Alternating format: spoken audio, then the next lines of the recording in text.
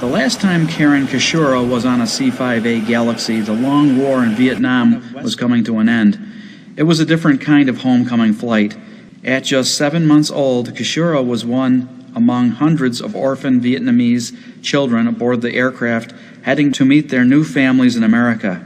Keshura's flight was the first of several under what would later become known as President Gerald Ford's Operation BabyLift. Just minutes after takeoff, a malfunction caused the cargo doors to blow out and the rapid decompression inside the aircraft. Ultimately, the pilot was forced to crash land the plane filled with passengers. And I came over here in 1975 on President Ford's BabyLift, which was an initiative that the United States had put together to get some of the babies out. And my parents went through Friends of Children, and they're an organization that helped with all kinds of outside country adoptions. So my mother wasn't able to have any other children after my sister, so they started the process of adopting a baby. And it took 3 years. And initially they had, once they went through all the paperwork, they had gotten notification that I would arrive in 4 months. So I'm almost like an Amazon, modern day Amazon baby. You got a picture in the mail, basically, said, do you want her? And then they went through all the paperwork and all that kind of stuff, but the war accelerated and Saigon was ready to fall. So basically there was a push that instead of 4 months, you literally had maybe 4 weeks. Well, they'd heard about the crash and they weren't sure where really I fell on that spectrum. So for a couple of days, everybody was kind of like, what's going on? And so I think it was Sunday morning, they had received word that I had survived. My dad went to work on the Monday and he literally was given maybe 8 hours notice to say, your child arrived in San Francisco, being escorted into JFK, and you need to get there.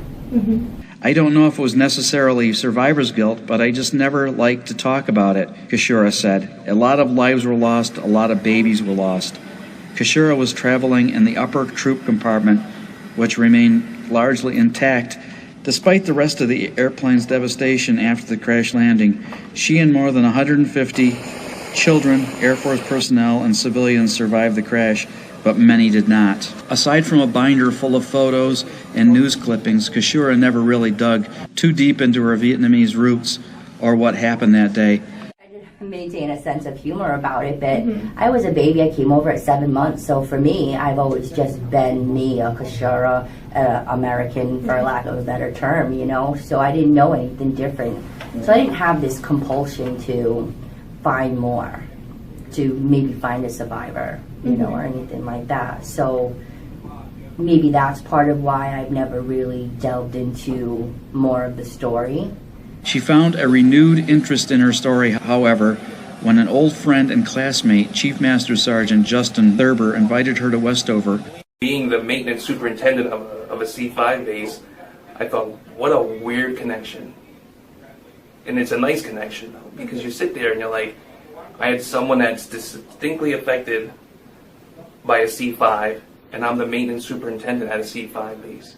And the other thing, as I did research, I found out it was a C-5A model. They have some reasons why it crashed or whatever, and it was maintenance related. So I said, you know what, we have a C-5A that's leaving. It's going to be the last one in the Air Force inventory. It's going to the boneyard next month. And I said, well, maybe I'll invite her up. And that was kind of tough for me to do. It was kind of tough. I talked to PA about it. I said, hey, listen, I have a friend. They're like, oh, if she wants to come in, have her come in, because I want to get authorization to have you come up.